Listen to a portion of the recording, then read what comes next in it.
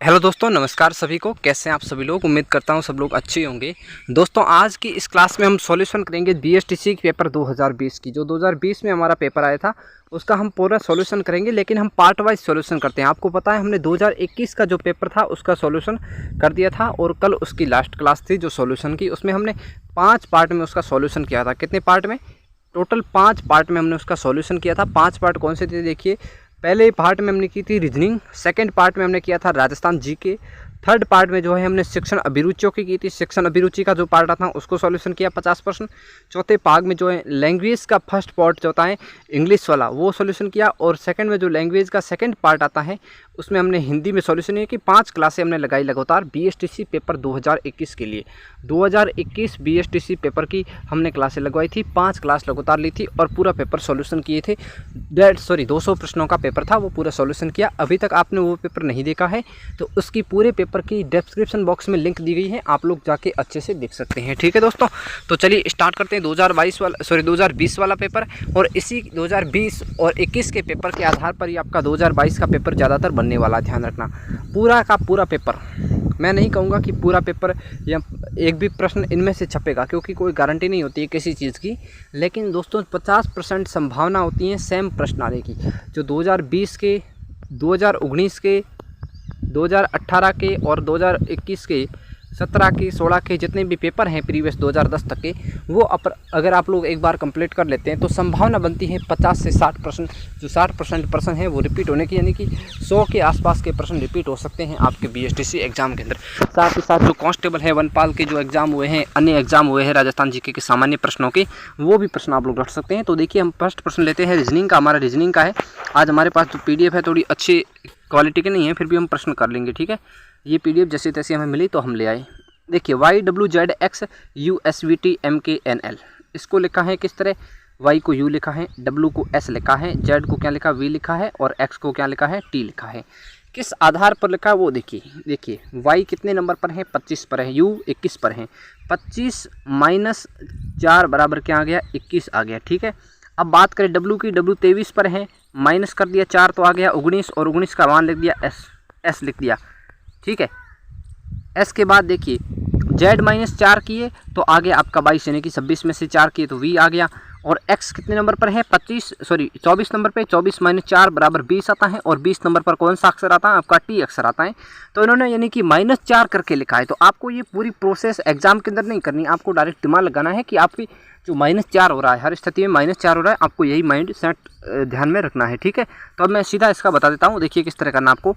देखिए, अब आप M के क्या करेंगे? M 13 पर है, तो 9 पे कौन आएगा? I आ जाएगा।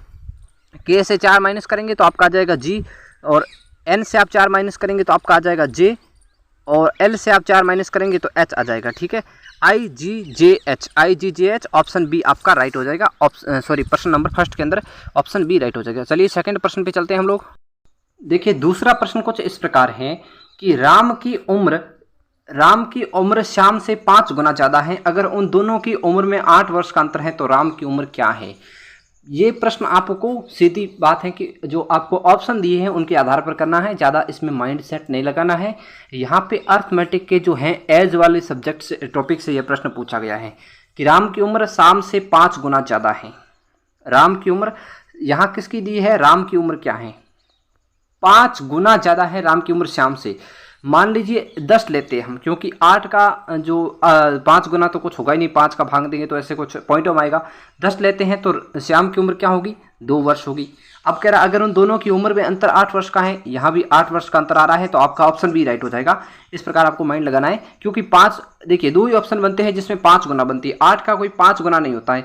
कोई ऐसी संख्या जिसका 5 गुना 8 हो, तो ऐसी संख्या होती हैं, लेकिन इसमें 5 का भाग देंगे तो हम आएगा 1.6 वर्ष। 1.6 वर्ष लेंगे, इसमें पूरा 8 वर्ष का अंतर नहीं होगा, पॉइंटों में अंतर होगा। यहाँ 12 का लेंगे तो भी पॉइंटों में अंतर आएगा, लेकिन जो 5 है और 10 है इनमें हो सकता है। देखिए 5 में 1 वर्ष होगी श्याम की, क्योंकि 5 गुना राम है, और 10 वर्ष राम है तो श्याम होगा, इसका 5वां भाग यानी कि 2 वर्ष होगा। यहाँ 8 का अंतर है और यहाँ है 4 का अंतर। अब यहाँ 8 के अंतर वाला पूछ रहा है ऑप्शन, तो हो जाएगा आपका बी।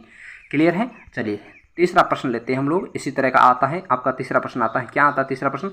दिए गए 4 विकल्प में कौन सा दिए गए समुच्चय 1, 8 और 27 के सर्वाधिक समान है? यानी कि 1, 8 और 27 के सर्वाधिक समान है। देखिए 1 क्या है? 1 का क्यूब है।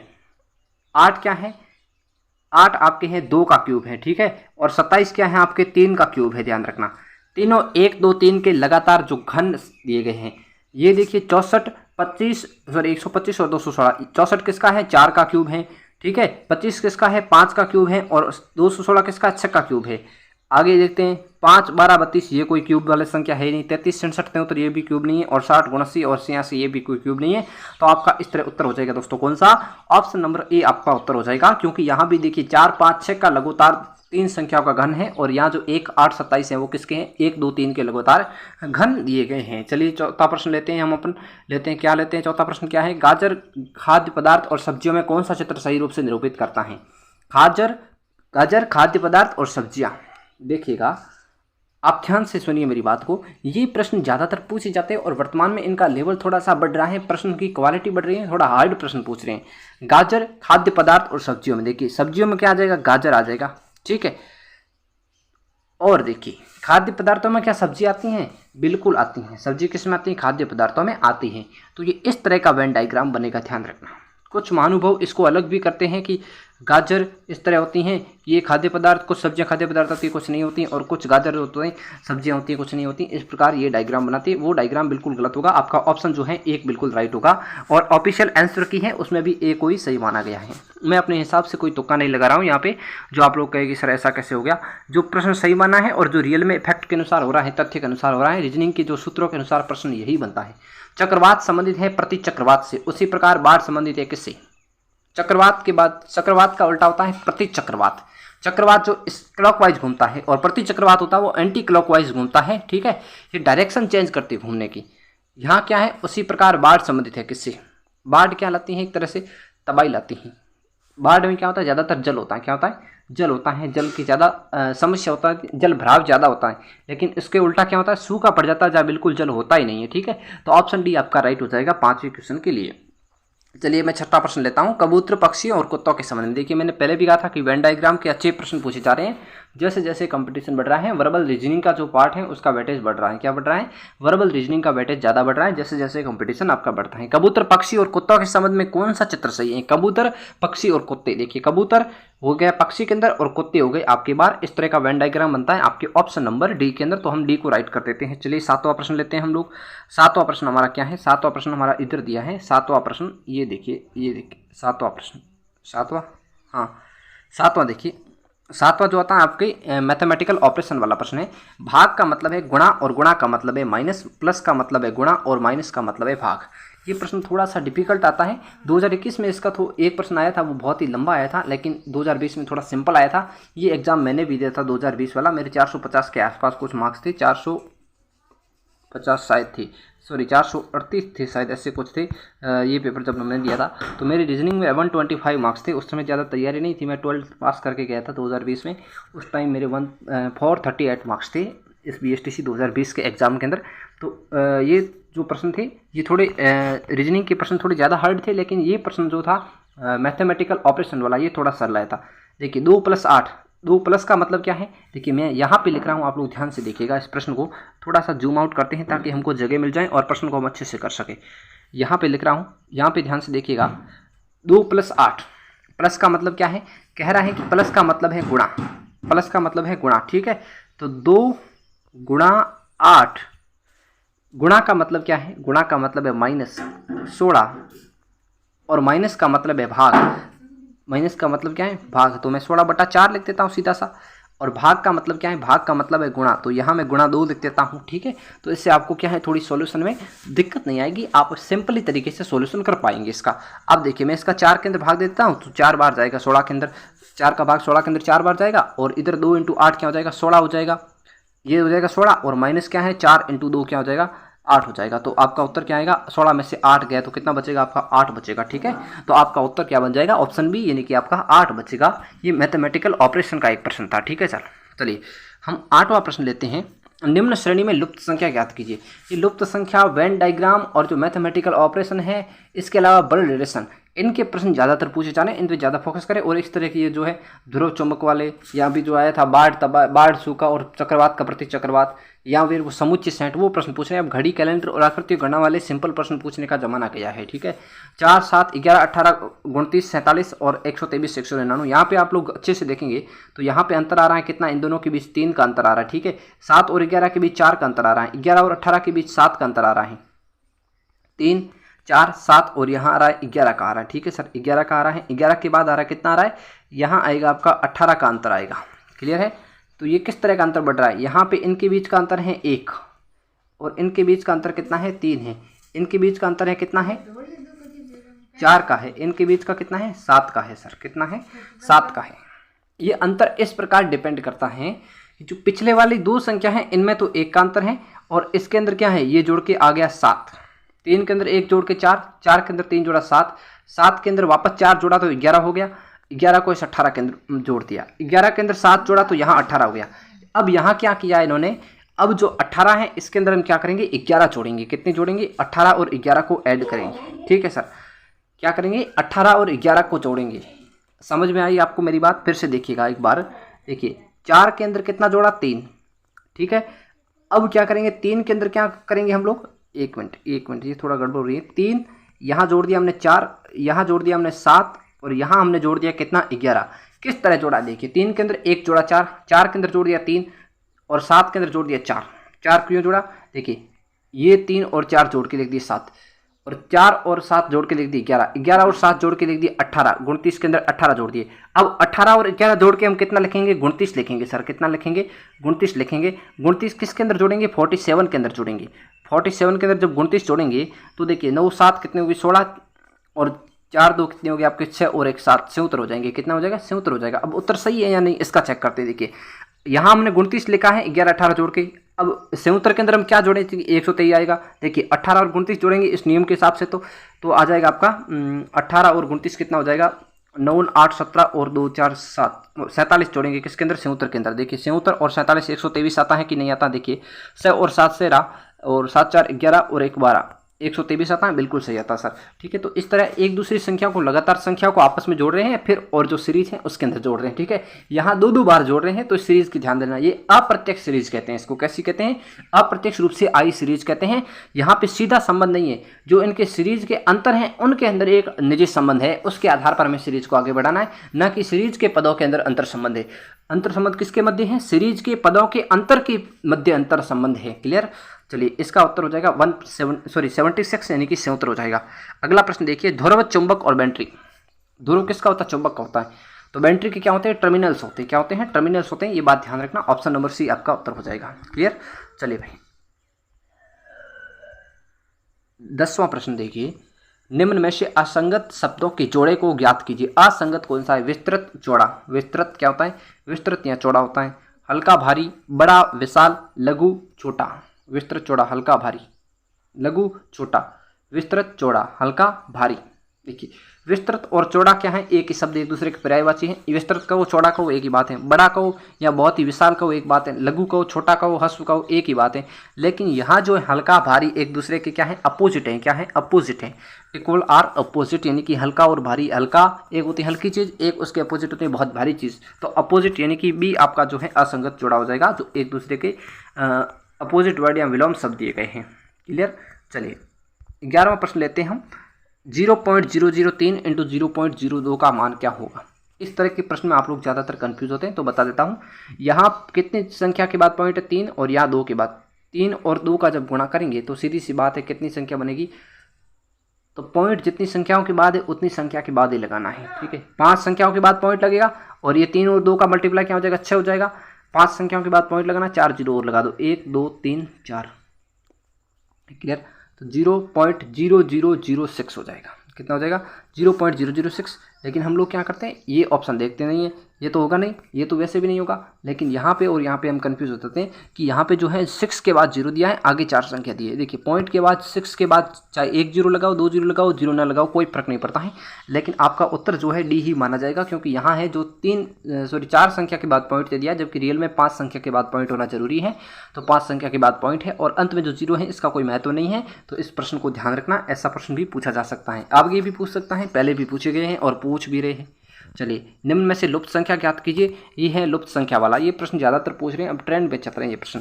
72, 24 और 6, 16 और 12 और 108, 18।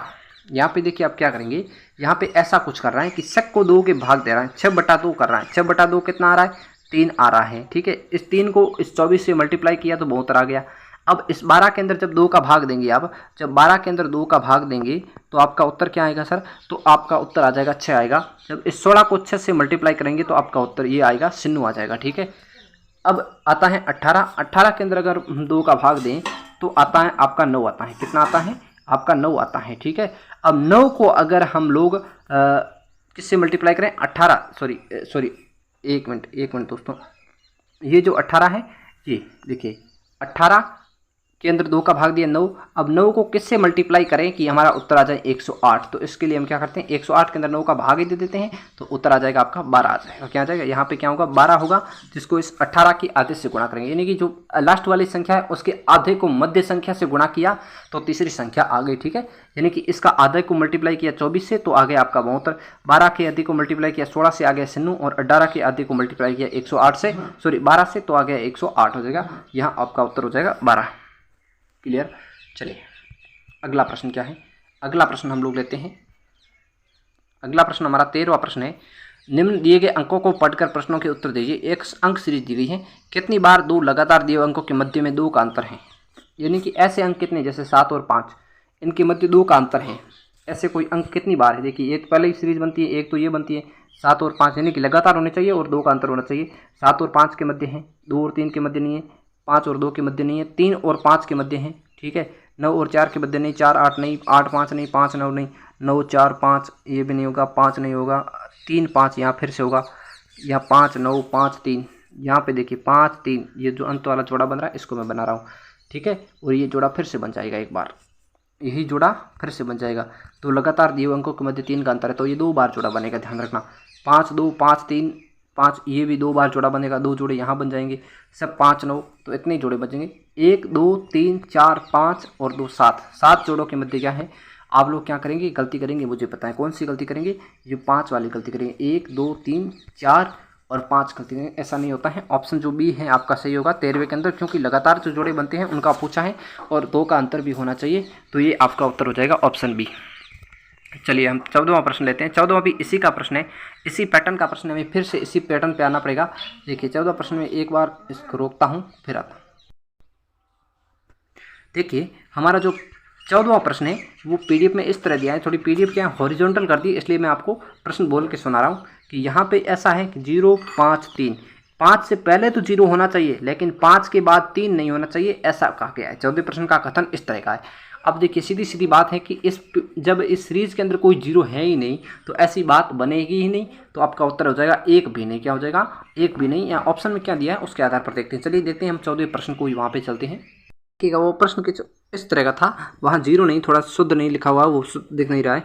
5 के बाद 9 आया है, यानी कि 5 ये आपके जैसे 5 आ गया 5, ठीक है। इसके बाद आया 9, लेकिन पहले 3 नहीं होना चाहिए, ठीक है। तो ऐसी सीरीज देखिए कहाँ का 9 आ रहा है वो देखिए, ये देखिए एक तो यहाँ पे 9 आ रहा है, ठीक है।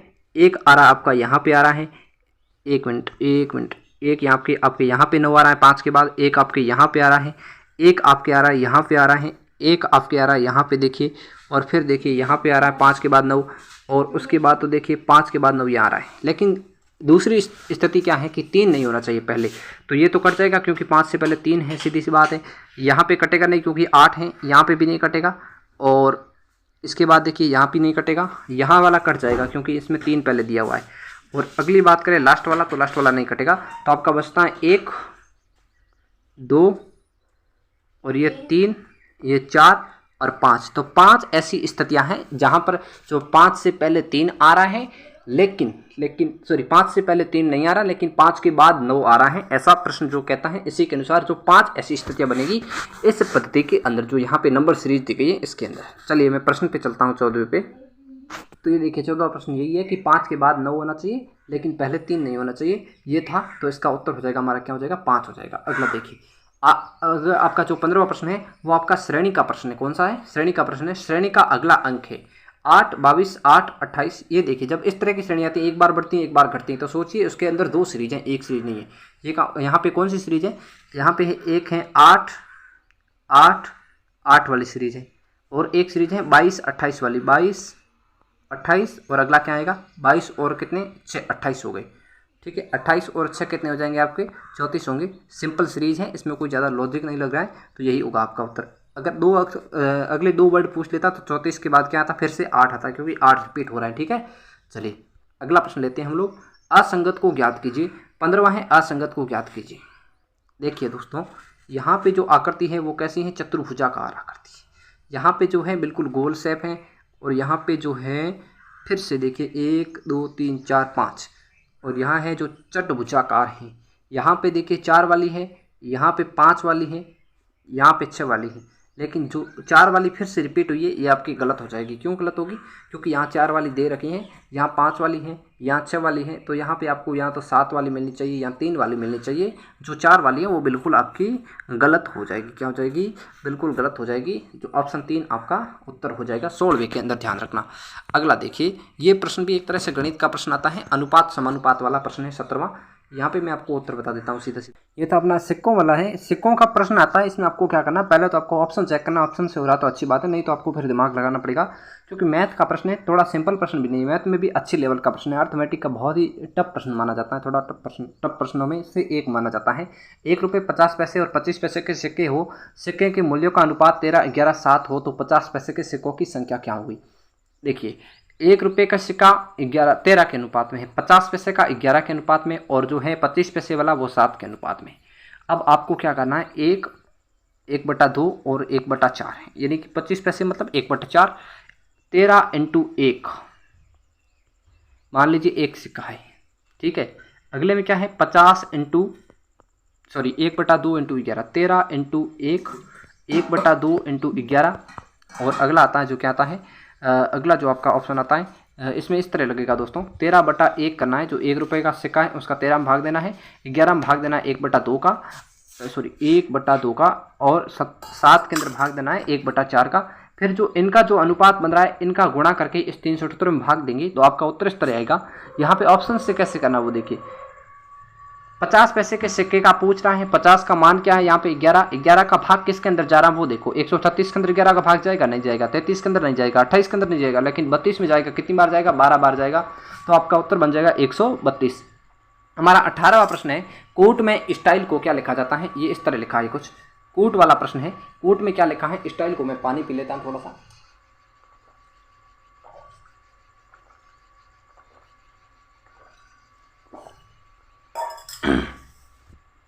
स्टाइल को क्या लिखा आपका, स्टाइल जो दिया है इसको लिखा है UVZLC, S का U लिखा है 2 आगे बढ़ा के, T का क्या लिखा, V लिखा है 2 आगे बढ़ा के, Y का क्या लिखा है, Y का लिखा है Y का एक ही बढ़ाया है दोस्तों, Z लिखा है सीधा, और L में क्या किया है, -2 किया है। L में क्या किया है, -2 किया है, E में भी -2 किया है। ये सीरीज इस तरह की है, +2, +2, +1, -2, -2, इस तरह आपको करना है किसी भी वर्ड के साथ। ठीक है ना, यहाँ पे देखिए एवं ब्लंट को क्या लिखा है, DNVER। देखिए B में 2 प्लस किया, D आ गया, L में 2 प्लस किया, N आ गया, U के अंदर 1 प्लस किया, V आ गया, और N के अंदर -2 किया तो L आ गया, और T में से 2 कम किया तो R आ गया। ठीक है, तो यही सीरीज है, +2, +2, +1, -2, -2, इस तरह करना है। M के अंदर +2 करेंगे तो आपका आएगा O के अंदर आप +2 करेंगे तो आपका आएगा Q, U के अंदर आप 1 जोड़ेंगे तो आएगा V, और L के अंदर -2 करेंगे तो आएगा आपका J, और D के अंदर -2 करेंगे तो आपका आएगा B, तो ये आएगा OQVJB, OQVJB आएगा। क्या आ जाएगा, OQVJB आ जाएगा, ऑप्शन ए में दिया गया है। ठीक है, चलिए हम 19वां प्रश्न लेते हैं। देखिए 19वां प्रश्न जो है हमारा डायरेक्शन टेस्ट को लेकर के है, दिशा परीक्षण वाली जो टॉपिक है उसको लेकर के है। तो प्रश्न को थोड़ा गौर से देखिएगा, क्योंकि प्रश्न समझ में नहीं आता ज़्यादातर को। मैं यहाँ प्रश्न समझा रहा हूँ, उत्तर नहीं बता रहा हूँ। अगर मेरे को उत्तर ही बताना होता तो मैं सीधी PDF डाल देता। तो यहाँ पे उत्तर बताने का क्या मतलब, मैं आया 1900 प्रश्न पढ़ लिया, फिर फटाफट फलाना फलाना टिकटा पहुँचा करके ऑप्शन बी, चलिए 20वें प्रश्न पे चलते हैं, तो उससे क्या मतलब है भाई। तो ऐसा तो किताबों के अंदर भी दिया हुआ, बहुत सारी पुस्तकों के अंदर है। जो बच्चों को रीजनिंग समझ में नहीं आती है, जीके का कोई फैक्ट समझ में नहीं आता, उसके लिए तो हम यहाँ पे सॉल्यूशन लेके आए हैं। तो सॉल्यूशन अगर मेरा समझाया हुआ आपको समझ में नहीं आता है तो पेपर को लाने का उद्देश्य ही व्यर्थ जाता है। ठीक है, समझ में नहीं आता है, मैं आपको गारंटी के साथ कहता हूँ, एक बार फिर से देखिए, आपको अच्छे से समझाएगा, क्योंकि मैंने अपने निजी तरीके से आपको समझाया है, जिस दिशा में मुझे समझ में आया है। क्योंकि मुझे अगर समझ में नहीं आ रही चीज़ तो वो आपको कैसे समझ में आएगी। मैंने खुद कैसे समझा है, प्रैक्टिकल अपनी भाषा में समझा है, तो उसी भाषा में आपको समझाने का प्रयास कर रहा हूँ। मैं कोई यहाँ पे रीजनिंग या जो रॉकेट साइंस है वो नहीं लगा रहा हूँ, मैं सिंपल तरीके से आपको समझा रहा हूँ। देखिए, माइक अपने घर से निकला और 10 मील पश्चिम की तरफ चला। ये इसका घर है, यहाँ से देखिए, इधर नहीं, थोड़ा हम इधर ले लेते, ठीक है। यहाँ पे ये चलता है, अपने घर से 10 मील पश्चिम की ओर चला। कितना चला? 10 मील पश्चिम की ओर चला। फिर दाहिनी तरफ मुड़कर 10 मील चला। देखिए, दाहिनी तरफ का मतलब है क्लॉकवाइज मुड़ना है। किधर मुड़ना है? क्लॉकवाइज मुड़ना है। दाहिनी ओर मुड़ के 10 मील चला। कितना चला? यहाँ पे फिर 10 मील चलता है। अब कहता है फिर बाएं मुड़कर 5 मील चला। यहाँ पे देखिए, ये 5 मील चलता है बाएं मुड़ करके, ठीक है। चलिए 5 मील चला दिया इसको। फिर से बाएं मुड़कर 10 मील चला। देखिए, 10 मील बाएं मुड़ना है, यानी कि एंटी क्लॉकवाइज मुड़ना है। फिर 10 मील चला, यानी कि वापस यहाँ पे आ गया, 10 मील चल के। अब इनके बीच की दूरी पूछे तो ये दूरी हो जाएगी 5, लेकिन प्रश्न आगे भी दिया हुआ है, तो आगे हम पढ़ते हैं। अंत में वे बाईं ओर मुड़ता है और 15 मील चलता है। अंत में फिर से बाईं ओर मुड़ता है, यानी कि इधर मुड़ जाएगा। बाईं ओर का मतलब है एंटी क्लॉकवाइज, यानी कि घड़ी की उल्टी दिशा में बाईं ओर मुड़ेगा तो 15 मील चलना है। 5 ये हो गया, फिर से यहाँ आ गया 10, तो ये पूरा कहाँ गया? वापस अपने उसी स्थान पर आ गया। उसके तत्कालिक स्थान से उसका घर कितनी दूरी पर है भाई? जहाँ से ये रवाना हुआ था वहाँ से ये भोलू बन के घुमा, इतना गया, इधर गया और वापस इधर आ गया। सॉरी, ये थोड़ा सा इधर गया, फिर इधर गया, फिर इधर आ गया, वापस इसी स्थान पर। तो घर कितना दूर है उसके स्थान से जो वहाँ खड़ा है? तो मैं वापस मैं अपने घर में ही आया हूँ, कहीं दूर नहीं गया हूँ। घूम फिर के जो भोलू है शाम को घर लौट आया। तो 19वें प्रश्न का उत्तर हो जाएगा 0 मील हो जाएगा, ठीक है। चलिए दोस्तों, 19वां प्रश्न आशा करता हूँ आपको अच्छे से समझ में आया होगा। मैंने अच्छे से समझाने का प्रयास भी किया है। दिव्या तथा दक्ष की औसत आयु कितनी है? 22 है। दोनों की औसत आयु 22 है, तो टोटल आयु कितनी हो जाएगी? 44 हो जाएगी, क्योंकि दोनों की है। तो एक की 22 तो दूसरे की 22, तो 44 हो जाएगी। सुरभि की उम्र को भी जोड़ दिया जाए तो इनकी औसत आयु हो जाती है 28। सुरभि की उम्र यानी कि तीनों की औसत कितनी होती है? 28। तो 28 × 3 करते हैं हम। 28 × 3 करना आपको, तो 28 दिया होता है आपका 84 होता है, ठीक है। समझ में आया? 28 × 3 क्यों कर रहे हैं? क्योंकि तीनों की औसत आयु कितनी है? 28। तो तीनों की कुल आयु हो जाएगी 84, और दोनों की औसत आयु 22 है, तो दोनों की कुल आयु हो जाएगी कितनी हो जाएगी? 44 हो जाएगी। 22 × 2 किया है, यहाँ पे ध्यान करना, 22 × 2 किया है मैंने, कोई ज़्यादा यहाँ पे बड़ा कोई क्वेश्चन या रॉकेट साइंस नहीं लगाया है। सुरभि की उम्र क्या होगी? देखिए, तीनों की आयु कितनी है? 84, दोनों की कितनी? 44। क्या इसमें सुरभि शामिल है? नहीं है, इसमें सुरभि शामिल है। अगर तीनों 84 हैं जिसमें सुरभि शामिल है, और ध्यान से देखिएगा, यहाँ देखिए, यहाँ क्या है? सुरभि शामिल है। 44 में क्या सुरभि शामिल है? बिल्कुल नहीं है। तो अगर हम सुरभि शामिल है उसमें से दोनों की आयु घटा ले। देखिए, मैं आपको सिंपल समझाता हूँ। जैसे ए बी सी कितना हो रहा है? ए बी सी हो रहा है आपका 84 हो रहा है, और ए बी आपका 44 है। तो अगर आपको सी चाहिए तो आप क्या करेंगे? इसमें से ए बी घटा लेंगे। इसी तरह हम क्या कर रहे हैं, हमको क्या चाहिए? हमको सुरभि की आयु चाहिए, तो हम दिव्या और दक्षा की जो आयु है कितनी? 22, यानी कि 44 हो जाएगी दोनों की। 44 घटा लेंगे तो उत्तर कितना बचेगा आपका? 40 बचेगा। तो ऑप्शन डी आपका उत्तर हो जाएगा 20वें प्रश्न का। जो आपकी 2021 का दोस्तों पेपर आया था, मैंने एक्सप्लेन के समय भी आपको समझाया है, यहाँ भी बता देता हूँ, किसी ने नहीं देखा है तो कोई बात नहीं, देख लिया तो अच्छी बात है, नहीं देखा तो भी अच्छी बात, आपकी इच्छा पड़े वहाँ से देखो। मैं तो समझाने का प्रयास कर रहा हूँ, आपको समझ में आ रहा तो ठीक, वरना मत देखो। मैं नहीं कह रहा हूँ कि ज़बरदस्ती देखो, लाइक करो, शेयर करो, सब्सक्राइब करो, वो आपके ऊपर डिपेंड है। अच्छा लगेगा तो आप अपने आप कर देंगे। अगर मेरे कंटेंट में दम है, मैं अच्छा पढ़ा रहा हूँ, तो आप लोग अच्छे से सब्सक्राइब करेंगे, लाइक करेंगे। और मैं फालतू की कोई गप मार रहा हूँ या फिर फिजूल आपका टाइम वेस्ट कर रहा हूँ या कोई झूठा कॉन्सेप्ट देके आपको खुश करने की कोशिश करूँगा, तो भी आप हैं जो चैनल को ज़्यादा देर तक नहीं देखेंगे या जुड़े नहीं रहेंगे। तो वो तो सच्चाई पे डिपेंड करता है कि चैनल कितना आगे बढ़ेगा नहीं बढ़ेगा, वो तो आगे की बात है। लेकिन मैं यहाँ बात कर रहा हूँ 2021 की। 2021 में जो थी मैथ के प्रश्न 3 से 4 से ज़्यादा नहीं थे।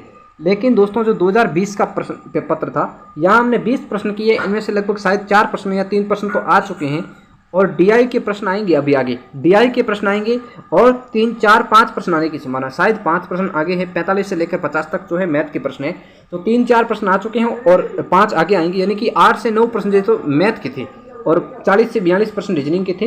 रीजनिंग के भी कोई आसान नहीं थे और मैथ के तो बहुत ही हार्ड लेवल के प्रश्न पूछे गए। एक रीजनिंग का स्टूडेंट इन प्रश्नों को शायद ही कर पाता। ये प्रश्न अगर आप रीजनिंग के स्टूडेंट की दृष्टि से देखेंगे तो आपको थोड़ा सा टफ लगेगा। मैथ वालों के लिए ये प्रश्न सिंपल है। पिछले 2 प्रश्न थे वो मैथ वालों के भी पसीने छुड़ा देता है और आपके भी पसीने छुड़ा दिए होंगे। आपके तो ऑब्वियसली छूटेंगे ये प्रश्न, क्योंकि आपने मैथ कभी पढ़ी नहीं है और पढ़ी नहीं है तो उत्तर कहाँ से आएंगे, सीधी सी बात है ना। तो देखिए अब हम 21वें प्रश्न को चलते हैं। 20 प्रश्न हमने कर लिए हैं। 21वां प्रश्न क्या है? 21वां प्रश्न, एक परीक्षा में राज को मुकेश से ज़्यादा अंक मिले। ये प्रश्न थोड़ा सिंपल है, मैं जल्दी कर देता हूँ। क्या कह रहा है? एक परीक्षा में राज को मुकेश से ज़्यादा अंक मिले। राज, यहाँ पे मैं राज को देख देता हूँ, यहाँ पे मुकेश को लिख देता हूँ, यानी कि मुकेश से ज़्यादा अंक मिले। प्रिया जितने नहीं, क्या प्रिया जितने नहीं, प्रिया जितने नहीं, ठीक है सर, प्रिया जितने नहीं। प्रिया को गौरव एवं कविता से ज़्यादा अंक मिले। प्रिया को क्या मिला? गौरव एवं कविता से ज़्यादा, यानी कि गौरव और जो कविता है प्रिया से कम है, परंतु उसके अंक इन 5 में सबसे कम नहीं थे। 5 में सबसे कम नहीं थे। गौरव को मुकेश से कम, गौरव यहाँ आ जाएगा, गौरव यहाँ आ जाएगा और जो कविता है यहाँ आ जाएगी, क्योंकि गौरव को सबसे कम नहीं है इसलिए कविता यहाँ आ गई। एक बात फिर बता देता हूँ कि ये प्रश्न 2022 में रिपीट हुआ है, ध्यान से देख लेना। सॉरी, 2021 का पेपर सॉल्यूशन करवाया था, यहीं पे मैंने वो प्रश्न करवाया था। प्रश्न संख्या कौन सी है वो तो मुझे पता नहीं, मैं देखूंगा और पता चला तो आपको कमेंट में पिन कर दूंगा। लेकिन जो ये प्रश्न है प्रिया, राज, मुकेश, गौरव, कविता, ये जो 21वां प्रश्न है आपका, ये 21वां प्रश्न जो है 2021 के पेपर में भी रिपीट हुआ है। तो मैंने कहा था कि 50 से 60% जो है 50 से 60% प्रश्न जो है रिपीट होते हैं। तो एक प्रश्न तो रिपीट हो गया, मुझे याद है, बाकी कितने वो याद नहीं है, लेकिन आगे आएंगे याद वाले तो मैं बता दूंगा। ये प्रश्न पूरी तरह से रिपीट हुआ है, ध्यान रखना इस प्रश्न का। फिर से रिपीट हो सकता है, कोई गारंटी नहीं है, ठीक है, और नहीं भी हो सकता है, कोई गारंटी नहीं देता हूँ मैं। आगे देखिए, अंकों की अवरोही व्यवस्था में दूसरे स्थान पर कौन है? वहाँ भी उत्तर था राज और यहाँ भी होगा राज। थोड़ा नीचे लेते हैं हम प्रश्न को, तो हमारा उत्तर क्या हो जाएगा? राज हो जाएगा, दूसरे स्थान पर पूछा है। आगे देखिए, एक लड़के का परिचय करते हुए लड़की बोली, यह मेरे मामा के पिताजी की लड़की का लड़का है। मेरे मामा के पिताजी, मामा के क्या, सॉरी, मामा के पिताजी, मामा के पिताजी यानी कि मेरे नाना की लड़की, मेरे नाना की लड़की का लड़का है। मेरे नाना की लड़की यानी कि मेरी माँ, लड़की कौन होगी? मेरे नाना की लड़की मेरे क्या लगेगी? माँ लगेगी। माँ का लड़का है, यानी कि इनका बेटा जो क्या हो जाएगा? मेरा भाई हो जाएगा। क्या हो जाएगा? भाई हो जाएगा। तो लड़का एवं लड़की आपस में क्या संबंधित हैं? भाई एवं बहन की तरह संबंधित है, ध्यान रखना, ठीक है। तो ये प्रश्न मैं आपको फिर से समझाता हूँ, शायद आपको समझ में नहीं आया होगा। इधर देखिए, ये देखिए, एक मिनट सर, इधर देखिए, आप लोग प्रश्न को अच्छे से देखिएगा। एक लड़की का परिचय करते हुए एक लड़की ने कहा, यह है मेरे मामा के पिताजी की बेटी, मामा के पिताजी की बेटी का बेटा है। बेटी का बेटा या लड़की का लड़का एक ही बात है, का बेटा है, ठीक है। तो मेरे मामा, जैसे मैं यहाँ पे मैं एक लड़की हूँ, मेरा नाम क्या है? कमला है। क्या है? कमला है। माना कि कमला के मामा के पिताजी, यानी कि कमला के क्या हो गए? नाना हो गए। इनकी बेटी क्या हो गई? कमला की माँ हो गई, ठीक है। और जो इनका बेटा है वो क्या हो गया? कमला का भाई हो गया। यानी इसकी माँ का जो बेटा है वो इसका भाई होगा, सीधी बात है। तो ऑप्शन क्या हो जाएगा? भाई बहन इनके जो है आपसी संबंध है। चलिए अगला प्रश्न है, निम्न में से कौन सा दूसरों से संबंधित नहीं है? एक दूसरे से संबंधित नहीं है। वीणा, गिटार, बांसुरी, सारंगी। ध्यान रखना, ये प्रश्न आपको राजस्थान जीके में भी पूछ सकता है, क्योंकि राजस्थान के जो लोक वाद्य हैं उनमें पूछा जाता है कौन सा संबंधित नहीं है, या फिर कौन सा तत्वाद्य नहीं है, कौन सा सुशील वाद्य नहीं है। तो देखिए, बाकी सभी क्या है? तत्वाद्य हैं। जो तार से ध्वनि उत्पन्न करते हैं उन्हें तत्वाद्य कहते हैं। ये तीनों क्या है? ऑप्शन ए, बी और आपका डी क्या है? एक तरह से तत्वाद्य है। कैसे वाद्य है? तत्वाद्य हैं, जो क्या करते हैं? तार से ध्वनि उत्पन्न होती है इनमें, तो होते हैं तत्वाद्य। लेकिन सी क्या है? एक तरह का सुशील वाद्य है, जिसमें क्या होती है? फूंक मारने से ध्वनि का उत्पादन होता है, उससे कहते हैं हम सुशील वाद्य यंत्र कहते हैं। ऑप्शन सी आपका राइट हो जाएगा। चलिए हम लेते हैं 24वां प्रश्न। 5 मित्र ए बी डी की तुलना में भारी है। ये प्रश्न जो हमने अभी किया था प्रिया, राज, मुकेश, गौरव और कविता वाला, उसी तरह होगा। प्रिया, राज, मुकेश, गौरव, कविता। अब देखिए, 5 मित्रों ए बी डी की तुलना में भारी हैं। 5 मित्रों में ए बी और डी की तुलना में भारी है, यानी कि ए बी और डी की तुलना में भारी है। अब बी और डी में कौन भारी है ये अभी तक हमें मालूम नहीं है, अभी हम इसको आगे देखते हैं। सी डी की तुलना में हल्का है, यानी कि सी एन से हल्का है। पता नहीं बी से हल्का है या भारी है वो पता नहीं, लेकिन सी डी से हल्का है। यहाँ पे हम सी को लिख देते हैं। बी डी की तुलना में हल्का है, यानी कि बी डी की तुलना में हल्का है, यानी कि सी आ जाएगा। और जो बी है इसकी तुलना में हल्का है, तो यहाँ से हम बी को थोड़ा सा काट देते हैं। अब लेकिन ई से भारी है, जो क्या है? बी डी से तो हल्का है, सॉरी, सी डी की तुलना में हल्का है, बी डी की तुलना में हल्का है। ये तो सीधी सी बात है, हो गया। अब कह रहा है सी डी की तुलना में हल्का है, बी डी की तुलना में हल्का है लेकिन ई से भारी है। इनमें सबसे भारी कौन है? यहाँ पे देखिए, हो सकता है, देखिए दोस्तों यहाँ पे देखिए प्रश्न का सही क्रम नहीं दिया है पूरी तरह से, फिर भी मैं आपको बता देता हूँ। बी और डी की तुलना में भारी है कौन? ए। बी और डी यहाँ आ गई। सी डी की तुलना में हल्का, हम सी को यहाँ लिख देते हैं। बी डी की तुलना में हल्का है, बी है जो डी की तुलना में हल्का है। हो सकता है बी डी की तुलना में हल्का है, इसका मतलब क्या हुआ, जो डी है यहाँ आएगा और बी और सी यहाँ आ सकता है, कोई भरोसा नहीं है। अब देखिए, लेकिन ई से भारी है, लेकिन ई से भारी है, ठीक है। अब जो प्रश्न सबसे दूसरा पूछता तो यहाँ हमारे कंफ्यूजन स्थिति होती, लेकिन इन्होंने प्रश्न भी ऐसा सीधा ही पूछा है क्योंकि इन्होंने कॉन्सेप्ट भी सीधा दिया है, घुमाव के नहीं दिया है। तो देखिए इनमें सबसे भारी कौन है, तो ये तो सीधी सी बात है, कौन सा हो जाएगा? ए हो जाएगा। लेकिन क्लियर नहीं किया है बी और सी में कौन भारी हल्का है, ये कोई क्लियर नहीं हुआ है क्योंकि दोनों डी से हल्के हैं और ई से भारी हैं, लेकिन स्पष्ट नहीं कहा है कि बी भारी है या सी भारी है। तो आपका उत्तर पूछा है वो तो ए हो जाएगा, ठीक है। लेकिन ऐसे प्रश्न जब बी और सी के बारे में पूछेंगे तो आपको स्पष्ट रूप से देंगे, फिर पूछेंगे, ये टेंशन आपको नहीं लेनी। 25वां प्रश्न देखिए, 25वां प्रश्न है, ए बी की बहन है। ए क्या है? बी की बहन है, ये दोनों भाई बहन है, ए बी की बहन है। क्या है? ए एक गर्ल है, ध्यान रखना, ये ध्यान रखना, ए एक गर्ल है, बी क्या है वो पता नहीं है अभी तक। एफ जी की पुत्री है। एफ क्या है? एफ एक तरह से जी की पुत्री है, एफ जो है जी की पुत्री है, किसकी? जी की पुत्री है। चलिए, सी बी की माता है। सी जो है किसकी माता है? बी की माता है, इसका मतलब ए की भी माता होगी, तो सी बी की माँ हो गई, क्या होगी? माँ होगी। चलिए अगला प्रश्न देखिए, डी सी का पिता है। क्या है? डी सी का पिता है, यानी इन दोनों का नाना हो गया और इसका हो गया पिता हो गया, डी हो गया पिता हो गया, क्या हो गया? पिता हो गया किसका? सी का। ई डी की माता है। ई क्या है? डी की माता है, ई हो गई डी की माँ हो गई, ठीक है। डी सी का पिता है और क्या कहा है? सी बी की माता है, ई डी की माता है। ए का डी से क्या संबंध है? ए का डी से क्या संबंध है? यहाँ संबंध पूछा किसका? ए और डी का। एफ और जी वाली बात तो फिजूल आ गई, ई वाली बात भी फिजूल आ गई, हमें यहाँ तक का संबंध पूछा है। तो डी और ए में आपसे संबंध क्या है? देखिए, ए की माँ का बाप, ए के क्या लगेगा? नाना लगेगा, क्या लगेगा? नाना लगेगा। तो यहाँ पे दो ही तीन नहीं दी है, ए का डी से क्या संबंध है, तो ए क्या हो जाएगी? डी के, ए डी के पोती या दोहिती होगी, पोती या दोहिती हो जाएगी, क्योंकि माँ है तो माँ की जो पिता हैं वो अपने नाना लगते हैं और हम उनके दोहिती लगते हैं। लेकिन यहाँ पे पोती वाला ऑप्शन आपको राइट करना पड़ेगा, दोहिती वाला ऑप्शन नहीं है। पोती और दोहिती को कभी कभी एक ही मान लेते हैं रीजनिंग वाले, ठीक है। सवाल, निम्न में से असंगत को ज्ञात कीजिए। द्वीप, तट, प्रायद्वीप, नखलस्थान। तट भी किससे संबंधित है? जल से। द्वीप भी किससे संबंधित है? जो जल के अंदर होता है। प्रायद्वीप जो तीन तरफ जल से घिरा हुआ भूभाग होता है। लेकिन जो नखलस्थान होता है वो एकदम खाली होता है, वो किसी तरह जल का भराव नहीं होता है। तो आपका ऑप्शन जो डी है वो राइट हो जाएगा, ठीक है। चलिए हम 27वें प्रश्न पे चलते हैं।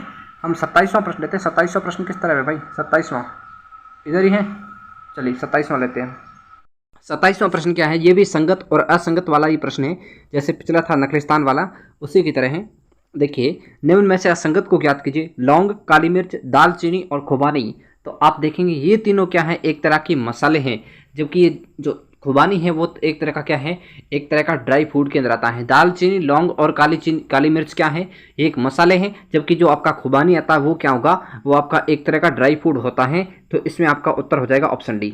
28वां प्रश्न देखिए, किसी कूट भाषा में BAT को 23 लिखा जाता है। ध्यान से देखिए, B का कॉर्ड होता है 2, A का कॉर्ड होता है 1 और T का कॉर्ड होता है 20। तीनों का योग करेंगे तो आएगा 23, इसी तरह लिखा जाता है।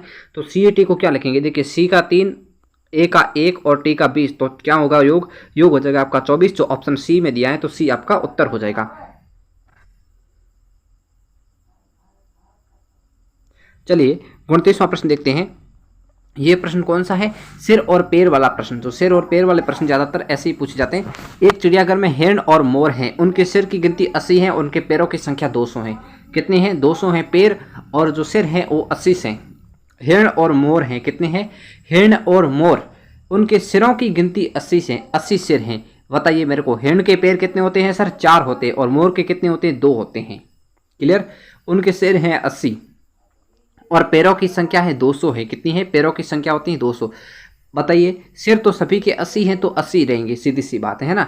सिर तो 80 रहने, सभी के एक है। मोर के भी एक होता है और आपके हिरण के भी एक होता है। ऐसा तो है नहीं कि हिरण के 2 सिर होंगे, मोर के 3 सिर, ऐसा तो नहीं है। हिरण और मोर दोनों के क्या है? एक एक सिर होता है, एक एक सिर है, सभी के एक एक है। जबकि पैर क्या है? हिरण के 4 होते हैं और मोर के 2 होते हैं। अब देखिए प्रश्न को किस तरह करना है। कितने मोर हैं? अपन को क्या करना है? ऑप्शन के आधार पर करना है, सूत्र के चक्कर में नहीं फंसना है। यहाँ पे जो कॉन्सेप्ट है उसको देखिए। कितने मोर हैं? कितने मोर हैं? मान लीजिए हम ज़्यादा पैर वाले को मानते हैं, पहले हम ज़्यादा पैर वाले को ही मान के चलते हैं। मोर लेते हैं, मोर का कह रहा है तो मोर 20 लेते हैं, तो हैंड कितने बचेंगे, हैंड बचेंगे कितने आपके 60। 60 को अगर 4 से मल्टीप्लाई किया कितने हो जाएंगे, 7 चौक 24, यानी कि जो हो जाएंगे पैर कितने हो जाएंगे, 240 पैर हो जाएंगे। पैर कितने दिए हैं, 224, सिर्फ 200 दिए हैं, तो हैंड अकेले के 240 पेज हो रहे हैं, सॉरी 240 पैर हैंड अकेले के हो रहे हैं, तो ज़्यादा पैर तो ज़्यादा ही होंगे, 20 मोर के हो गए, ऐसे मिला के 40 और 280 पैर हो जाएंगे, तो ये ऑप्शन आपका गलत हो जाएगा। अब लेते हैं हम सेकंड ऑप्शन पे ट्राई करते हैं, यही बात ट्राई करते हैं, ठीक है। ज़्यादा पैर वाले को आपको ट्राई करना है, पूछा कुछ भी हो, लेकिन हम ज़्यादा पैर वाले को ट्राई करते हैं। अगर मोर को हम 30 लेते हैं तो पीछे कितने बचे, 50 हैंड बचेंगे। 50 को अगर हम 200 से मल्टीप्लाई करेंगे, सॉरी 50 को अगर हम 4 से मल्टीप्लाई करेंगे, आपके 200 पैर अकेले हैंड के हो जाएंगे, लेकिन यहाँ तो कुल 200 पैर हैं, तो ये भी ऑप्शन हमारा बैठता नहीं है। अगला लेते हैं हम लोग, अगला क्या है हम लोगों का, अगला देखिए आप लोग, अगला क्या है, 50 अगर हम मोर लेते हैं तो बचेंगे कितने, 30 हैंड। 30 को अगर हम 4 से मल्टीप्लाई करेंगे तो 30 × 4 120 हो जाएंगे, और प्लस जो है 50 मोरों की 100 पैर हो जाएंगे, 220 हो जाएंगे। ऐसी बात भी यहाँ नहीं बोली है, तो ऑप्शन ये भी गलत हो जाएगा। बच्चा कौन सा ऑप्शन, डी आपका राइट हो जाएगा। देखिएगा लास्ट में आपको चेक भी करवा देता हूँ, लेकिन राइट ऑप्शन डी होगा। 60 अगर मोर हैं तो 60 × 2, एक मिनट दोस्तों, 60 × 2 कितने पैर हो गए, 120 हो गई, 120 हो गई। अब बच्चे कितने, 20 हैंड बचे, 20 × 4 कितने हो गए, 180, इनका योग, सॉरी 20 × 4 ओनली 80 होगा, तो 80 और 120 का योग कितना होगा, 200 होगा, और पैर भी हमारे कितने दिए, प्रश्न के अंदर भी 200 दिए हैं, ठीक है। तो इस तरह आपको ऑप्शन के आधार पर करना सबसे सही तरीका है। ज़्यादा आप सूत्र के तरीके में फंसोगे तो आप लोग कंफ्यूज हो जाओगे, किसके पैर लेने हैं, किसके पाँव लेने हैं, किसके सिर लेने हैं, ऐसा कुछ भी नहीं करना आपको। गुंजन अपने वेतन का 75% खर्च करता है और 1500 रुपये प्रति माह बचाता है, उसका मासिक वेतन है। वेतन का 75% खर्च करता है, मान लीजिए ये कमाता है 100 रुपये, ठीक है, खर्च कितना करता है, 75% खर्च करता है, तो बचा कितना है इसका, 25% बच गया। 25% क्या होगा हमारा, 25 ही होगा, क्योंकि हमने 100 माना है, 25 बच गया। 1500 रुपये प्रति माह बचाता है, उसका मासिक वेतन कितना है, हम कहते हैं बचाता है 25 रुपये, ये कहते हैं 1500 रुपये, ठीक है, ये कहते हैं 1500, हम कहते हैं 25, तो कह रहा है कि उसका मासिक वेतन कितना है। मासिक वेतन हमने कितना माना था, 100 माना था, कितना माना था, 100 माना था। अगर इसका भाग देंगे 100 के अंदर तो आएगा 4, 4 को 1500 से मल्टीप्लाई करने पर आ जाएगा 6000, तो इसका मासिक वेतन कितना है, 6000 रुपये इसका मासिक वेतन हो जाएगा। ऑप्शन डी में दिया गया है, ठीक है। ये था मैथमेटिक्स का प्रश्न। मैंने कहा था ना, मैथमेटिक्स के जो पेपर था इसके अंदर 8 से 9 प्रश्न पूछे गए थे 2020 के अंदर। इस श्रृंखला में अगला अंक क्या होगा, 31वां प्रश्न श्रृंखला को लेकर के 2, 5, 9, 19, 37। देखिए अंतर क्या है, 2 और 5 के अंदर अंतर कितना आता है आपका, 3 आता है, ठीक है। अगला अंतर क्या है, 5 और 9 के अंदर 4 का अंतर है, 9 और 19 के अंदर कितना अंतर है, 10 का अंतर है, और 19 और 37 के अंदर कितना है। यहाँ पे कुछ इस तरह की सीरीज नहीं है, यहाँ पे कुछ इस तरह की सीरीज है। देखिए थोड़ी हमारी गड़बड़ हो गई है, यहाँ पे दोबारा देखिए, यहाँ जोड़ने का काम नहीं हो रहा है, जोड़ने का काम करेंगे तो भी उत्तर आएगा, लेकिन उसमें लंबा टाइम लगेगा आपको। 2 × 2 + 1, 2 × 2 + 1 कितना हो जाएगा, 5 होगा, ठीक है। अब आगे देखिए, 5 × 2 + 5 × 2 - 1, तो 10 - 1 9 होगा। अब दोबारा क्या करना है, पहले एक बार +1 करना है, 2 गुणा करके +1 करना है, दूसरी बार दुगुना करके -1 करना है, तीसरी बार फिर से क्या करेंगे, प्लस करेंगे, चौथी बार माइनस करेंगे। 9 × 2 - 1 क्या होगा, 9 × 2 + 1 होगा, क्योंकि इस बार प्लस करना है तो हो जाएगा 19 हो जाएगा।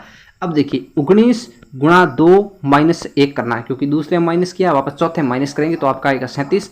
अब हम क्या करेंगे, प्लस करेंगे अगली बार, तो 37 × 2, 37 × 2 तो आ जाएगा +1 करेंगे, 37 दूना 74 और 1 कितना हो जाएगा आपका 75 हो जाएगा, जो ऑप्शन ए में आपको दिया है। ये इस तरह की सीरीज थी, गुणात्मक सीरीज थी, ठीक है। यानी कि दुगुना करके एक बार 1 जोड़ रहे हैं, दूसरी बार 1 घटा रहे हैं, फिर दुगुना करके 1 जोड़ रहे हैं, फिर दुगुना करके 1 आपके घटा रहे हैं, ठीक है।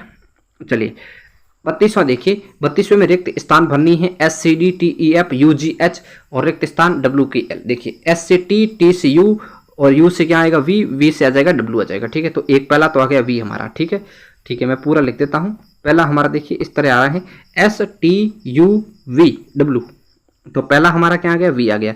तो V कौन से ऑप्शन में है, V आपके C में है, तो बाकी आपको चेक भी नहीं करने हैं, ठीक है। फिर भी आगे देख लेते हैं, देखिए C से बाद 2 आगे बढ़े E के बाद 2 स्पेस लिया G के बाद 2 स्पेस लेंगे तो क्या आ जाएगा, I आ जाएगा हमारा। I के बाद देखिए K आ गया, सही है, तो हम I पे आ गए। फिर अगला देखिए D के बाद क्या आ गया, DEF, 2 प्लस किया F आ गया, इसके बाद देखिए 2 प्लस किया H आ गया, इसके बाद 2 प्लस किया L आ गया, और L के बाद क्या आ जाएगा, सॉरी यहाँ L आ गया तो यहाँ H के बाद क्या आएगा, J आएगा। ठीक है, तो VIJ आपका बिल्कुल सही है, ऑप्शन सी। लेकिन यहाँ पे V दिख गया, बाकी ऑप्शन में V नहीं है, तो आपको यही करना है, ज़्यादा आगे बढ़ना ही नहीं है। ये एक टाइम बचाने का तरीका हो जाता है। यदि 1 अक्टूबर को सोमवार पड़ता है तो उस महीने की 20 तारीख के दिन 3 दिन बाद कौन सा वार पड़ेगा। 1 अक्टूबर यानी 1 तारीख को आपका कौन सा वार है, 1 तारीख को आपका है मंडे, कौन सा वार है, 1 तारीख को आपका मंडे है। 20 तारीख के 3 दिन बाद, 20 के 3 बाद कौन सा हो जाएगा, 23 हो जाएगा। देखिए 1 तारीख को मंडे है, कितने दिन बचे हैं, 22 दिन बचे हैं, 22/7 कर दो, कितना आएगा, शेषफल बचेगा 1। तो मंडे के बाद कौन सा आएगा, मंडे के बाद आएगा ट्यूसडे यानी कि मंगलवार, ऑप्शन बी आपका राइट होगा। मंडे के बाद कोई मंडे यानी मंगलवार, और बाद में बुधवार मत कर देना जल्दबाजी में, मंगलवार होगा मंडे के बाद। ठीक है, मंडे के बाद मंगलवार होगा, क्योंकि मंडे का अर्थ होता है सोमवार। समझ में आया कुछ। चलिए 34वां प्रश्न लेते हैं। यहाँ दोनों भाषाओं में प्रश्न दिए हैं, जो इंग्लिश वाले अंग्रेज हैं, अंग्रेज लोग उस प्रश्न को पढ़ ले, हमारे पास हिंदी का ही सॉल्यूशन है। अगला प्रश्न देखिए, एक प्रस्तावित विधेयक के ऊपर संरक्षण 2878 लोगों ने भाग लिया। कितने लोगों ने, 2878 लोगों ने भाग लिया, जिनमें 1652 आदमी थे, 1226 लोगों ने विधेयक के खिलाफ मत डाला, 796 आदमी थी। ठीक है, 1425 लोगों ने अपना मत विधेयक के हित में दिया, 196 औरतें दुविधा में थी। देखिए 2878 लोगों ने भाग लिया, 1652 आदमी थे, 1226 लोगों ने विधेयक के खिलाफ मत डाला। अब ये प्रश्न थोड़ा डिफिकल्ट था, ये प्रश्न सबसे डिफिकल्ट प्रश्न था। इसके 5 प्रश्न है शायद, कितने हैं, 5 प्रश्न है, 1 मिनट में देख लेता हूँ फिर से। इसके शायद 3 प्रश्न है। कितनी औरतें प्रस्ताव के हित में थी। देखिए यहाँ क्या कहा है, 2878 लोगों ने भाग लिया, 2878 लोगों ने भाग लिया, 1652 आदमी थे। कितने आदमी थे, 1652 आदमी थे। ठीक है, लोगों ने विधेयक के खिलाफ मत डाला, 1226 लोगों ने विधेयक के खिलाफ मत डाला। ठीक है, विधेयक के खिलाफ मत डाला, जिसमें 796 आदमी थे। 1226 में से 700 क्या थी, 796 आदमी थे। यहाँ देखिए विधेयक के खिलाफ और प्रस्ताव के हित में नहीं थी, तो प्रस्ताव के हित में नहीं थी, तो देखिए खिलाफ मत की बात कर रहे हैं, तो 1226 लोग खिलाफ थे, जिसमें से 796 आदमी थे, 796 आदमी थे। 6 में से 6 गया 0, 12 में से 9 गया 3। अब बात करें आगे, तो 11 में से 7 गया 4, तो 430 जो महिलाएं थी वो क्या थी, प्रस्ताव के खिलाफ थी। ये प्रश्न हमें समझ में आ गया। 34वां प्रश्न। चलिए सर हम अगला प्रश्न लेते हैं। ये प्रश्न हमने उस टाइम गलत किया था, इतनी हमें जानकारी नहीं थी। कितने आदमी दुविधा में थे।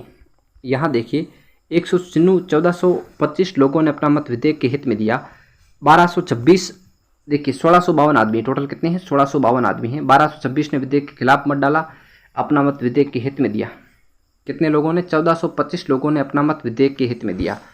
अब जब 796 लोगों ने दे दिया है, किसके, विधेयक के जो है खिलाफ मत डाला है 796 लोगों ने, तो पीछे कितने आदमी बचे। देखिए 1652, हम एक बात आपको बताते हैं, वहाँ पूछ रहा है कितने आदमी दुविधा में थे, यानी जिन्होंने कोई मत नहीं डाला, ना तो सही डाला है ना गलत डाला, यानी कि ना तो खिलाफ में और ना ही समर्थन में, दोनों तरफ जो नहीं है उनका पूछ रहा है। टोटल आदमी कितने हैं, 1652। 796 आदमी क्या कर रहे हैं, इसके खिलाफ, सॉरी जो 796 लोग क्या हैं, खिलाफ मत डाला। 1226 लोगों ने विधेयक के खिलाफ मत डाला, जिसमें 796 आदमी थे। 796 ने क्या किया, विधेयक के जो है खिलाफ मत दिया है। ये लो 796 ने विधेयक के खिलाफ मत दे दिया, तो कितने आदमी बचेंगे, 12 में से 6 गए बचे 6, और आपके ये 796 है, 12 में 6 गए 6, 4, 14 में से 9 गए कितने बचे 5, और 15 में से 7 गए कितने बचे 8। 856 लोग हैं जो क्या कर रहे हैं, बचे हुए हैं। 856 कितने बचेंगे, हमारे यहाँ पे बचेंगे 856 लोग। ठीक है, 856 लोग हैं जो विधेयक के खिलाफ, सॉरी विधेयक के समर्थन में मत भी देंगे, और उनमें से कुछ दुविधा में है। यहाँ मैं इस चीज़ को रिमूव करता हूँ, ध्यान से देख लेना। 856 लोगों को लेता हूँ, प्रश्न थोड़ा बड़ा है, ध्यान से समझ लेना। 856 लोग क्या कर रहे हैं, यहाँ जो है विधेयक के कुछ समर्थन में है और कुछ दुविधा में है। अब 856 में से महिलाएं कितनी हैं, देखिए महिलाएं कितनी हैं, टोटल 2878 लोग हैं, जिसमें से 1652 आदमी हैं। 2878 माइनस 1652 लोग, 1652 आदमी हैं, तो महिलाएं कितनी बचेगी, 8 में से 2 गए 6, 7 में से 5 गए 2, 8 में 6 गए 2, 1, 1226 महिलाएं हैं। ठीक है, 1226 महिलाएं हैं। अब जब 196 महिलाएं औरतें दुविधा में थी और 430 महिलाओं ने प्रस्ताव के हित में नहीं थी, तो कितनी महिलाएं हित में हैं, कितनी महिलाएं इसके हित में हैं, ध्यान रखना। ये प्रश्न आप आराम से पढ़ेंगे तो आपको सब कुछ समझ में आ जाएगा। लोगों ने भाग लिया है 2878, तो हमें पूरा डाटा निकालना पड़ेगा भाई। 1226 महिलाएं हैं, 1226 में से 430 और 196 कितनी हुई, 430 और 196, 430 और 196, फिर आ जाएगी हमारी पॉजिटिव वाली आ जाएगी, पीछे बचेगी पॉजिटिव क्योंकि दुविधा वाली और खिलाफ वाली हमने काउंट करके निकाल ली, माइनस कर ली। 10 और 6 का 6, 2 3 12, 4 1 5 और 1 6, 626 महिलाएं क्या है जो है पूरी तरह से दे रही हैं या फिर दुविधा में है। तो बची कितनी, यानी कि 600 महिलाएं बच रही। यहाँ 856 बच रहा है और यहाँ बच रही है 600 महिलाएं। क्या कर रही है, 856 600 महिलाएं, 856, ठीक है। अब देखिए 656 लोग क्या है, 600 महिलाएं क्या है इस प्रस्ताव के समर्थन में है, 856 लोग इसके समर्थन में हैं, ठीक है। अब देखिए लोगों ने विधायक के खिलाफ मत डाला, 1226 लोगों ने विधायक के खिलाफ मत डाला है, 1652 आदमी थे। सर्वेक्षण में कितने लोगों ने, 28 796 आदमी थे। 796 आदमियों ने क्या किया है, विधेयक के खिलाफ मत डाला है। 1425 लोगों ने अपना मत विधेयक के हित में दिया। विधेयक के हित में मत देने वाली महिलाएं कितनी है, 1425, यानी कि 600 आ गई। अब जो है 600 तो महिलाएं हैं और बाकी बचे पुरुष होंगे। 1425 में 600 महिलाएं हैं क्योंकि ये विधेयक के हित में है और बाकी जो पुरुष हो जाएंगे। पुरुष कितने लेने पड़ेंगे, 600 1425 में से घटा देते हैं, 1425 में से घटा देते हैं 600, तो आएगा हमारा कितना, 825, यानी कि 825 लोगों ने अपना मत दे दिया विधेयक के समर्थन में, 796 लोगों ने दे दिया विधेयक के खिलाफ में। टोटल लोग कितने थे, 1652 में जैसे ये दोनों का योग घटाएंगे तो कितना आएगा वो घटा लेते हैं, क्योंकि 796 को हम डायरेक्ट घटा चुके हैं। अब 825 को इसमें से घटा लेते हैं, 1 5 में से 3, 31 लोग थे जो दुविधा में थे। कितने लोग थे, 31 लोग दुविधा में थे। ये प्रश्न थोड़ा बड़ा है इसलिए आप लोगों को कम समझ में आया होगा, आप लोग दोबारा देखेंगे तो 31 लोग जो थे इस प्रश्न की दुविधा में थे, क्योंकि जब हम लोग क्या करते हैं, हमें जो आदमी जो समर्थन में थे उनका योग नहीं दिया है, टोटल समर्थन वाले लोगों की संख्या दी है, टोटल समर्थन वाले लोगों की संख्या दी है, और उसके बाद जो है हमें महिलाओं पुरुषों को अलग अलग दिया है। कितनी औरतों ने विधेयक के हित में मत दिया, अभी अभी हमने बात की थी कि 430 जो हित में थी और 600 महिलाएं क्या थी, खिलाफ में थी, और 400 खिलाफ में थी, 600 महिलाएं जो इसके समर्थन में थी और 196 दुविधा में थी। आदमी की बात करें तो 825 आदमी समर्थन में थे, 31 लोग दुविधा में थे, और जो है 796 आदमियों ने इसके समर्थन में मत दिया था। 796 ऐसा कुछ बताया गया है, ऊपर आंकड़ा देख लेना, ठीक है। दिए गए प्रतिशत का अनुसरण करें और विलुप्त अंक बताएं। प्रतिमान का अनुसरण करना और विलुप्त अंक बताना है। 8 2 10 2 12, 48 80 से 120। यहाँ पे क्या है, थोड़ा ध्यान से देखेंगे हम लोग। 12 5 60 दूना 120, 8 3 24 दूना 48। देखिए जब इस संख्या को 2 से मल्टीप्लाई करके इसको 3 से मल्टीप्लाई करना है, क्या करना है, ये संख्या दी है 12, इसको करना आपको 2 से मल्टीप्लाई और फिर इसको कर देना है 5 से मल्टीप्लाई, ठीक है। तो क्या हो जाएगा आपका 120 हो जाएगा। अब इधर देखिए 8 दिया है, 8 को 2 से मल्टीप्लाई करना है, 8 दूना 16 इंटू 3 करेंगे तो आपका आ जाएगा 48 आ जाएगा। अब जो 10 दिया है, 10 को क्या करना है, 2 से मल्टीप्लाई करना है। अब इसको 10 दूना क्या हो गया, 20 हो गया। 20 को किससे मल्टीप्लाई करें कि 80 से आ जाए, तो इसके लिए हम क्या करते हैं, 80 के अंदर 20 का भाग देते हैं, तो क्या आ जाएगा आपका 4, यानी कि यहाँ आ जाएगा आपका 4, यानी कि 10 इंटू 4 इंटू 2 करेंगे तो कितना आ जाएगा, 80 आ जाएगा। तो यहाँ आपका ऑप्शन कौन सा बनेगा, ऑप्शन सी बनेगा आपका। क्लियर है।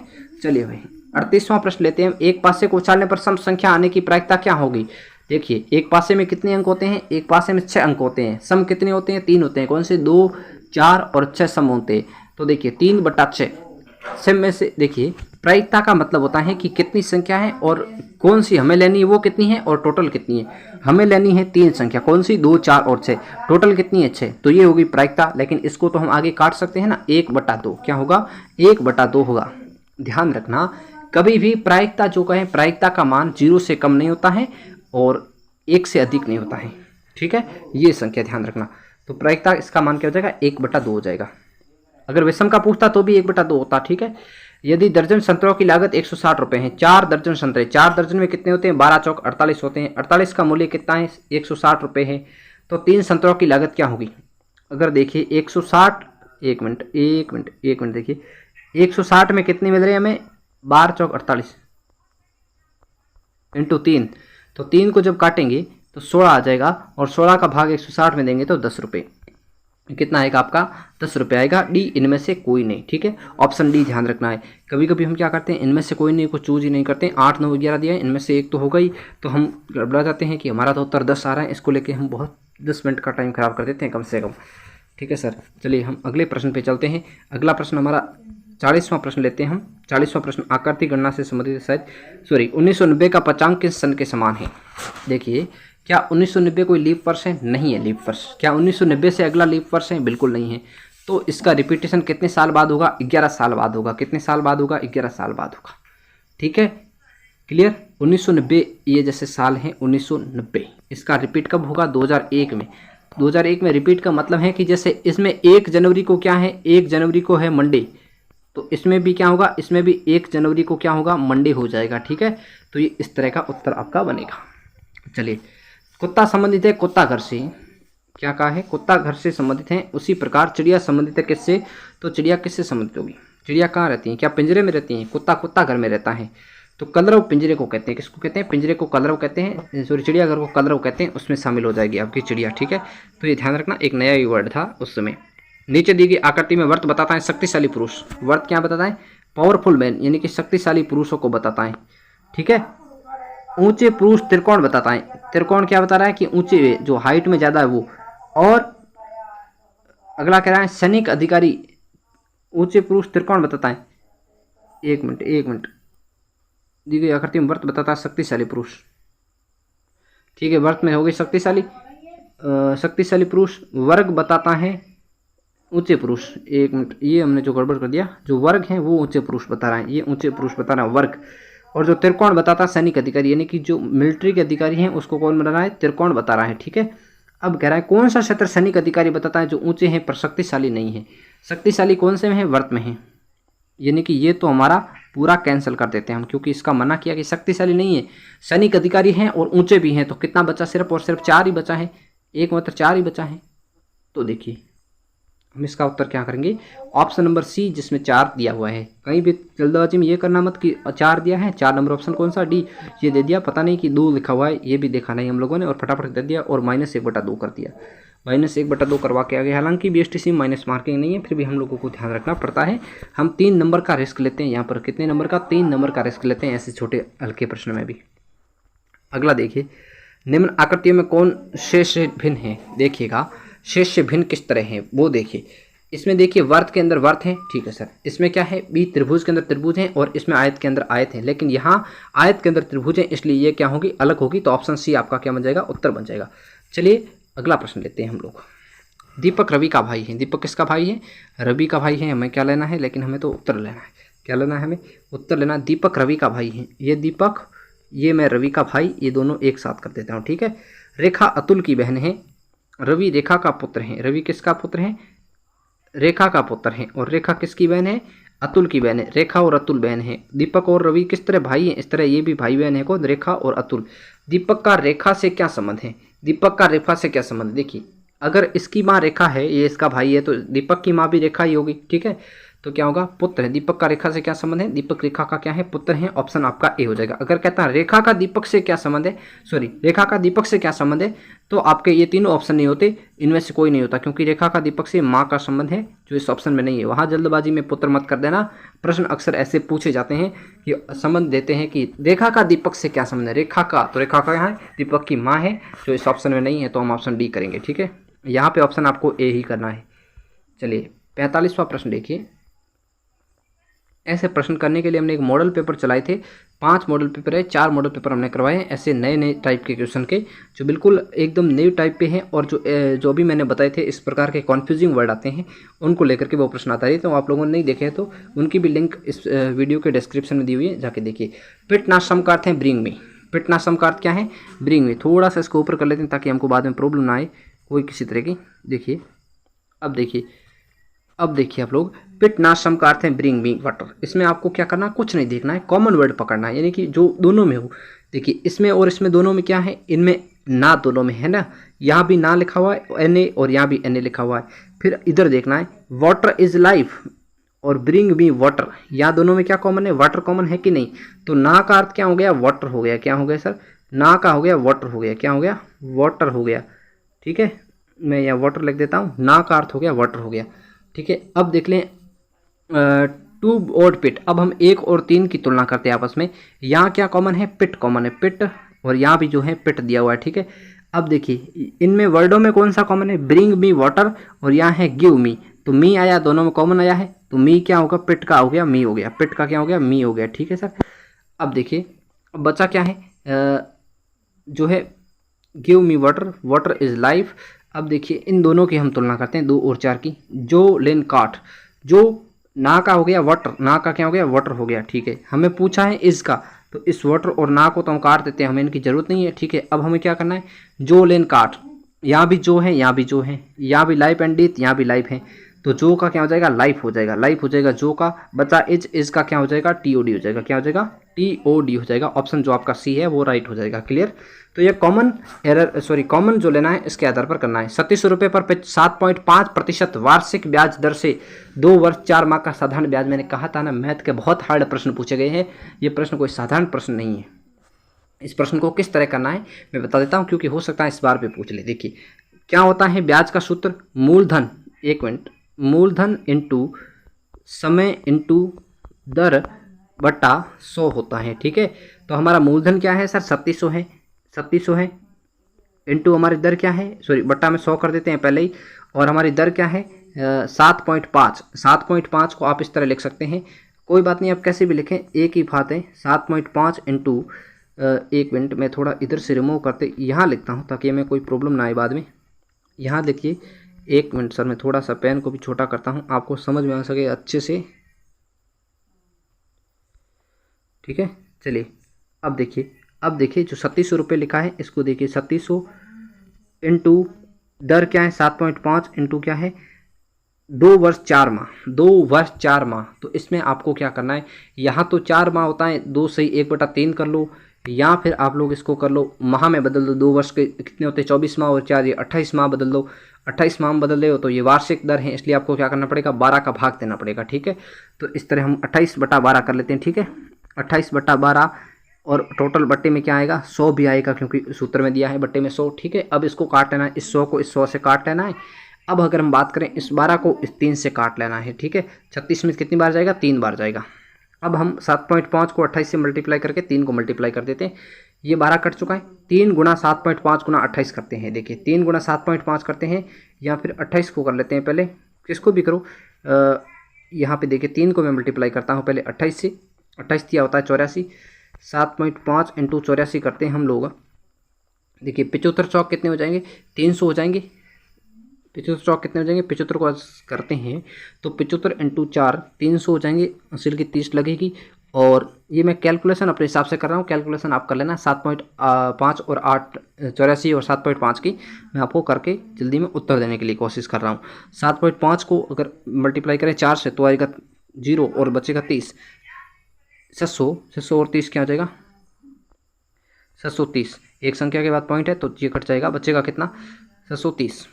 क्या बचेगा 630 बचेगा, क्योंकि यहाँ 75 200 है, तो आपका उत्तर आ जाएगा इनमें से कोई नहीं। 630 रुपये आपकी ब्याज हो जाएगी। क्या हो जाएगी 4 माह का साधारण ब्याज हो जाएगा 630 रुपये हो जाएगा। ठीक है सर, चलिए अगला प्रश्न हमारा है, एक मालगाड़ी 72 किमी प्रति घंटे की रफ्तार से चल रही है, 250 मिनट लंबे एक प्लेटफॉर्म को 26 सेकंड पार कर लेती है, तो मालगाड़ी की लंबाई कितनी है। 72 किलोमीटर प्रति घंटे की रफ्तार से चल रही है, कितने घंटे की रफ्तार से 72 किलोमीटर प्रति घंटे की रफ्तार से चल रही है, 72 किलोमीटर प्रति घंटे की रफ्तार से चल रही है। अब हमें क्या करना है, इसको सेकंड में कन्वर्ट करना पड़ेगा, तो 5/18 करेंगे तो ये आ जाएगा 4 5 20 मीटर प्रति सेकंड, 20 मीटर प्रति सेकंड क्या आ जाएगा 20 मीटर सेकंड के हिसाब से आ जाएगा। क्लियर, 20 मीटर सेकंड में यहाँ लिख देता हूँ, 20 मीटर सेकंड आ जाएगा। ठीक है सर, 20 मीटर सेकंड, 250 मीटर लंबे एक प्लेटफॉर्म को 26 सेकंड में पार करती है, तो मालगाड़ी की लंबाई कितनी होगी।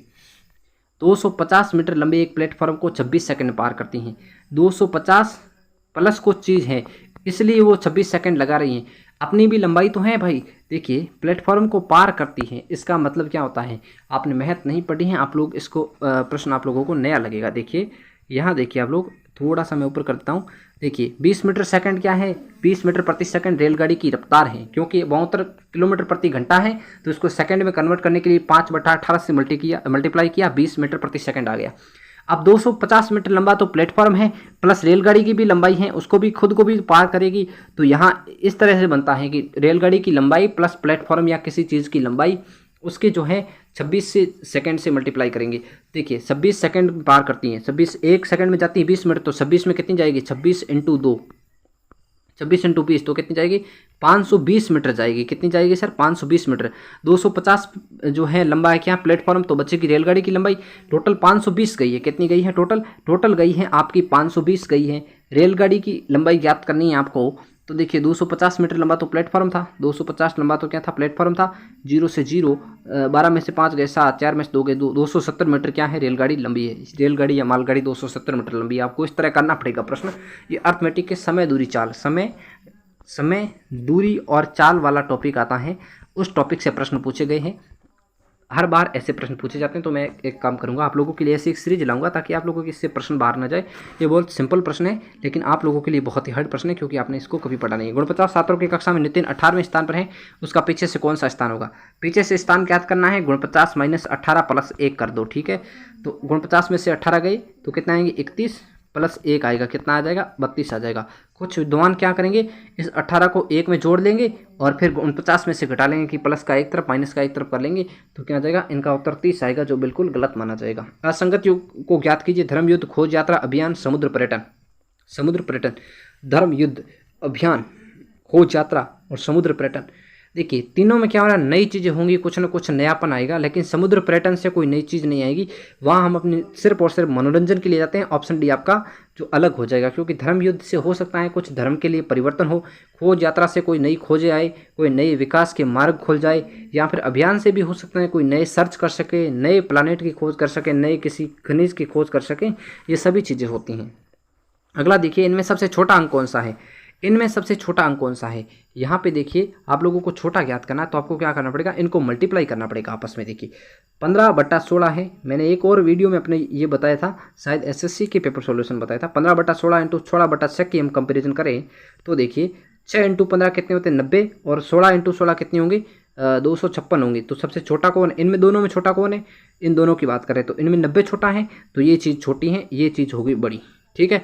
अगर ये चीज़ इससे बड़ी है इसका मतलब सबसे छोटी नहीं है। अब हम इन दोनों की कंपैरिजन कर लेते हैं। देखिए 15/16 इंटू 7/8 को हम कंपेयर कर लें, 7/8 को कंपेयर कर लें तो 15×8 120 हो गई, और 16×7 कितने होते हैं 112 होते हैं। तो 112 वाला छोटा होगा या 120 वाला, तो 112 वाला छोटा होगा, यानी कि ये छोटा हो गया इन दोनों में। तो ये दोनों तो वैसे भी छोटे नहीं हैं, अब छोटा हो गया ये। अब दोनों लास्ट वालों की तुलना कर लेते हैं, 7 और 11/12 की तुलना करते हैं, 7/8 11/12 की तुलना करते हैं, 11/12 की। 12×7 कितने होते हैं 84 होते हैं, 11×8 कितने होते हैं 88 होते हैं। इसका मतलब ये तो हो गया बड़ा, तो बचा क्या 7/8, तो ऑप्शन हो जाएगा आपका सी। इस तरह आपको वज्र गुणन करके जो छोटा मान आ रहा है उसको आपको छोटा रख देना। ये भिन्न वाला प्रश्न है, ये भी फ्रैक्शन का प्रश्न है। यहाँ पे शायद हमने 8 से 9 प्रश्न मैथ के देखे और 40 से 41 प्रश्न जो थे रीजनिंग के देखे। हमने अपने हिसाब से कोई प्रश्न नहीं एडिट किया है। प्रश्न पूरे के पूरे पीएचटीसी पेपर सॉल्यूशन 2020 के क्रमांक में है, और बीएचटीसी के 2020 का पेपर था, 2020 का पेपर था जो 31 अगस्त 2020 को आयोजित हुई थी एग्जाम, उसका पेपर है, 31 अगस्त 2020 का पेपर है। आपने अच्छे से देख लिया होगा। अंत में यही कहूँगा, वीडियो को लाइक शेयर और चैनल को सब्सक्राइब करना न भूलें। इसी तरह की वीडियोस के लिए हम रोजाना पेपर अपडेट करते रहते हैं। 2021 का कर चुके हैं, उसकी प्लेलिस्ट की लिंक दे दूंगा, वो पूरे पेपर आप एक साथ देख सकते हैं। और उनका हमने पार्ट वाइज सॉल्यूशन किया है, इसलिए आपका जो पार्ट आपको नहीं देखा, हो सकता है आपने रीजनिंग का देख लिया तो आपको रीजनिंग वाला देखना ही नहीं है, आपको जीके वाला देखना है तो जीके वाला देखो। उसमें 5 पार्ट का अलग अलग सॉल्यूशन, हिंदी, रीजनिंग, जीके, आपकी शिक्षण अभिरुचि और आपकी जो है इंग्लिश हिंदी दोनों पार्ट हैं, राजस्थान जीके है, शिक्षण अभिरुचि और रीजनिंग, 5 पार्ट के अलग अलग सॉल्यूशन दिए हैं। कल फिर मिलेंगे राजस्थान जीके के सॉल्यूशन के साथ, और इन पेपर का जैसे सॉल्यूशन 5 भाग पूरे होंगे तो मैं इनकी अलग से प्ले लिस्ट बना दूंगा 2020 के पेपर के लिए, तो आप उसमें से इन पेपर को एक साथ भी देख सकते हैं, ठीक है। तो मिलेंगे अगली वीडियो में राजस्थान जीके के सेकंड पार्ट के साथ। देखिए यहाँ पे राजस्थान जीके जो आपका स्टेट जो जीके आता है, राजस्थान की सामान्य जानकारी, awareness of Rajasthan, general awareness of Rajasthan, जो हम कल के पार्ट में सॉल्यूशन करेंगे। आज के लिए इतना ही, तब तक के लिए जय हिंद जय भारत।